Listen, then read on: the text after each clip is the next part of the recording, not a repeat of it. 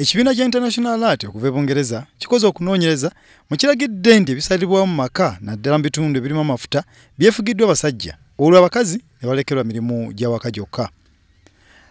Abanoonyereza balaze nti singa enkola enegenda mu maaso ebyenfuna okuva amafuta n'omukka ogweyambisibwa mu kufumba byandigootaana singa mubaamu okufuna amagoba era ng'abantu ba bulijjo bandikozesa obubi ensimbi olwo obwavu ne bwambala abantu mu bitundu eby'amafuta. We need to address these issues at this level. We cannot wait. Tukwetaaga okukwasaganya ensonga eno ng'ekiwundu tekinnasamba ddagala. Nga Uganda etandika butandisi eby'amafuta okunoonyeza kulaze nti mu ggwanga lya Nigeria essira liteereddwa nnyo mu mwenkanonkano mu kufuna abakozi saako okugaba kontrakita.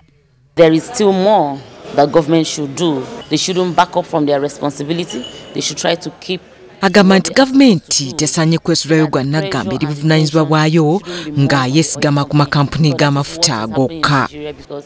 Uganda esuubira okufulumya ebipipa ebiwera ddala obuwumbi 3.5 eby'amafuta kuva mu nzizi ezaazuulwa.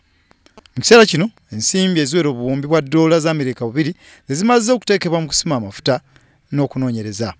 Oluvannyuma lw'okuzimba essengejjo ly'amafuta, Uganda yakutandika omulimu gw'okusima mu mwaka wa 2017 era nga buli lunaku ebipipa ebiwera ddala emitwalo 3 bye by'okufulumizibwa buli lunaku.